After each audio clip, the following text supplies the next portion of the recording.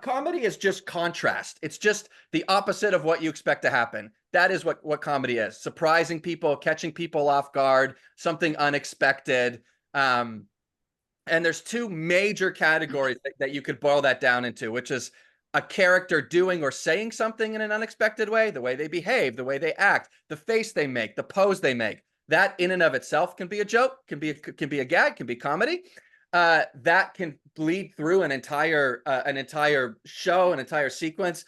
Think about Napoleon Dynamite, right? There's no real plot in that movie, but he's a super weird and funny character, and people love the movie because it's a character-driven thing, and you've no idea what he's going to do next, and what he's going to say next because it's just so weird. So that, again, contrast in sort of what we're used to, and then through the character. Or the other major way to sort of start with something comedic is to create situations, scenarios, or pairings that are inherently opposite or contrasting each other. If you have your own concept that you're developing, or a movie you want to pitch, or a TV series, like, is your one-liner funny? Is there comedy in your one-liner? If there is, you're already that much farther ahead in getting people to kind of like understand and absorb and appreciate the comedy of it. So I always think of Kung Fu Panda. Like, even the title, like, it's everyone knows it now, so it doesn't really like hit you. But like when they sort of put that brand out and that idea out, it's like, oh, like this like funny, goofy, dopey panda that wants to be a kung fu master. Like, that is inherently funny. Again, before you even know what the movie's about, there's comedy baked into it. If you just said a boy wants to become a kung fu master, I'm like, okay, not good. That's fine, but it's not inherently funny. The prevailing notion for comedy is, oh, you want to shoot comedy flat, and what that really means is what Moroni said, is just clear. And the reason people lean this way is because when you shoot stuff dynamic or cinematic or a lot of POV, if you have a character and you're in the profile and they're bonking somebody on the head with a hammer like this, bonk, bonk, bonk, bonk, bonk, bonk, bonk. This is funny to look at. It's a funny shape. It's a funny silhouette. If the camera's looking right at me and you see this, it's horrifying. It's like, oh my God, it's like I'm the person being attacked. So it's like, that's a really easy way to sort of start to understand that principle, which is the POV stuff kind of puts us in it. And sometimes that does work for the gag, as we'll show you. But it also works, and Minions do this well, Scrat stuff, SpongeBob, Ren and Stimpy, cutting to sort of more flat staging, clear silhouettes allows gags, allows poses, allows animation to read better, funnier, clearer. Anytime you have foreshortening stuff like this, you lose silhouettes, you lose shapes and stuff. So it's just harder to make that stuff read. But one of the big principles and philosophies that I sort of embrace, and I'll show you guys some of this in action, is I think when people say, oh, shooting it flat, everyone just think that means you clear everything out of the screen and you just have like two characters standing on a backdrop and there's like nothing else.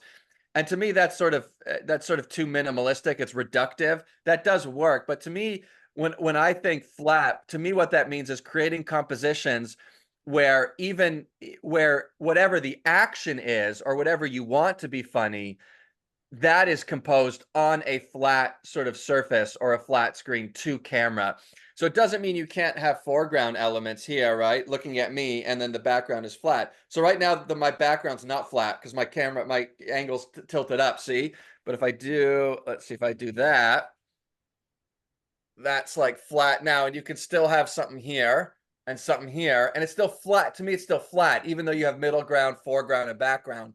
That's still flat because things are flat to camera. Does that make sense to everybody? Well, another way of saying comedy is on flat, comedy needs to be clear. Yeah. You find the best camera angle to show the gag. Now, I've seen where in lots of story meetings where somebody had a really good joke, but it wasn't staged right and nobody got it. And I'm like, oh, dude, you got to stage it this way. And then they repitch it and everyone's like, oh, it's amazing. It's like, I literally just pitched this gag. Yeah, well, the staging was crap, so we didn't get it. So it's kind of like when you tell a joke, if you don't tell it right and you give the punchline at the wrong time, then you screwed up. So same thing, but it's just visual instead of words.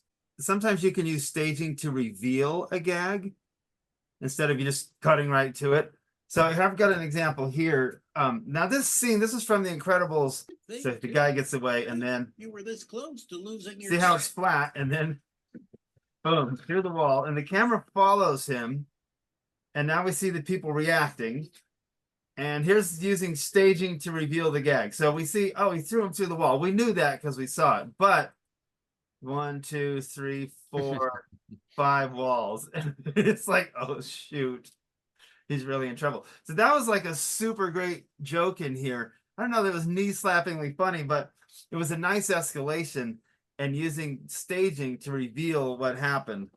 And if you notice, like here, it's this parallax effect, and then once we hit the final thing, and this is depth, like Josh was talking. Imagine that this is the barrel, and Mr. Incredible's the fish at the end. But it's And they cut in close for his reaction. yeah, and you can see they turn the camera almost basically to a 90-degree towards that wall. It's slightly off, but you still get a sort of flattened feeling. They actually, I think if they actually would have lingered on that for a little bit more than they do here, Moroni, I think you would have got a bigger laugh and then punch in. Yeah, you know, probably so. Yeah, if you actually landed almost at a direct, like 90, like a direct, which it's pretty close. It's probably like 88 degrees or something, right? It's like it's real super close. close. And But let me tell you. Oh, go ahead. Sorry, Josh. I was just gonna say, yeah, it's like that. They did the reveal, so people are laughing. But if you would have settled on that, and then one other piece of the wall goes clunk, and falls down, and then you punch in, it just, I think, sitting on that, because it is such a great reveal. It's such a great gag, and then Such a good one. But that might not be the tone of the movie. But stuff is a little more subtle, I think. Let's say you had like a fish in a barrel, and like in a big wooden barrel, and you're looking into the barrel. Let's say you're going to try to shoot the fish or something, and it's looking into the barrel, and the fish does like a cartoony, like Warner Brothers, like, oh, I'm caught, and he's leaning, and he's against the back wall, of the barrel. The shot would be dynamic because you're looking down, down a barrel. There would be, like all the lines would be, going in, down towards the bottom. So it doesn't mean you can't have this very dramatic angle, but you find a way to create a stage in that composition that then is funny. So this guy's looking down the barrel, right, at the bottom of the barrel, and there's the fish, and he's silhouetted against the bottom, the bottom of the barrel, right? So it's flat. So it's creating a stage in a shot that is dynamic and flat at the same time. Does that make sense? Yeah, here, I'll draw this little grid to make it a little clearer. So I just drew this like grid on the bottom of the barrel, right? So you understand like, oh, this is a dynamic shot and there's depth and space, but now you've created a little stage for your character to do a funny, like, oh no, and maybe he like runs around, woo woo, he's trying to, like a Homer Simpson, woo woo, something like that. If you imagine everything in space like that a camera is seeing, if you imagine it as playing cards, as like flat images, flat cards stacked up against each other. It's like this, like pieces of paper, Yeah. So if you imagine, like, if this is your camera, right, and you have everything in camera as a flat card, that if you imagine the surface of the camera, right, how flat that is, it's at the same angle as that. What that does is, like this shot you're looking at right here on the screen. See how all the walls are flat to us, right? Even though you're seeing through it, the wall is flat to us. And so what that does, if you were to create a grid, it looks like it's like that. Which basically makes it easy to put to see if you want to put something. If you want to put something on there, it makes it very easy to see, like a character, right? A flat background makes it very easy to see, whereas if you had a very dynamic angle like this, there's a lot more to look at, and your eye is being led to a lot of different places, right? As opposed to this, where you can control where the person's looking. Here, as a composition, your eye wants to go this way, right? Because everything's, so if, like, again, like here, I'm flat to the wall, right? Here, your eye is being drawn to a lot of other stuff, because there's like, see this line on where's the microwave here, and the cat, it's leading you that way. This column's leading up. So it's like the reason it works well for comedy is because you want to focus, you want to focus where people are looking. And that's why I also said you still could have a dynamic shot if you then carve out a little flat space or a nice little area to play like a silhouette again. So what's interesting about timing and storyboards is normally board artists don't cut their boards together. So when you do timing and you have a timing for a gag, it's very important that when you pitch it, you point out the timing. And also there's some techniques you can do in boarding stuff where you put in extra panels to hopefully get the timing to play, even if you're not there to explain it to somebody. Yeah. So there's kind of like two aspects of timing. There's like the timing of it as a pitch, right, which incorporates the fourth dimension, which is time, which is sort of how, you know, the rhythm you go at, how you deliver lines, the pauses, the holds. If you do something, you know, are you doing something that you would expect not to be fast and you time and you sort of pitch it fast? Are you doing something that you just want to, that should just go fast, but you pitch it very slow? But then there's also the mechanical aspect of that, which is storyboarding it and making sure you articulate your ideas to actually capitalize on that timing.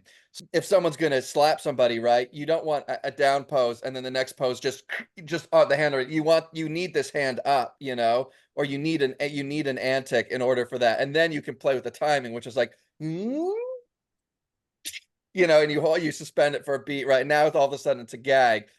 That's the stuff you have to articulate in a pitch. So of all the principles that we're going to discuss, timing is probably the most subjective, meaning it's the most sort of unique to each individual, what they respond to, how they see the world, what timing they think is funny or don't or not think is funny. When you compare it to stuff like we talked about, contrast or composition, staging, you know, a lot of those things are more sort of just mechanics that people have developed and defined over time, where you can cherry pick and see what has sort of been successful. Again, timing isn't as definitive as that.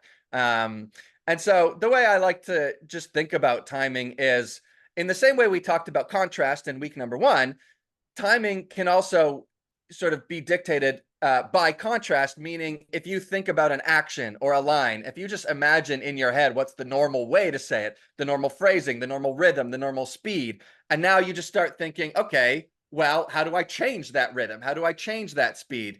Is there something that you would expect to happen really fast that you draw it and you make it go very slow? Is there something that you would expect to take a long time that you draw it and it goes very fast? So you're playing with the contrast of the timing. And that also comes back to sort of pattern recognition, which is something we had talked about just in terms of a broader comedy principle, which is, again, we are creatures of we are pattern recognition creatures. And so in the same way that we talked about, you know, rule of threes, right? You have 1, 2, and then the third one's the joke. You can create patterns that way with timing as well, which is if you think of the metronome and you've got a boom, boom, boom. Now you've broken the pattern and you can kind of accent a joke, a moment, a line, a gag with understanding that timing. Or of course you could speed it up, right? Boom, boom, boom. You know, and then it's like, oh, that's funny because you're breaking the pattern that has been established.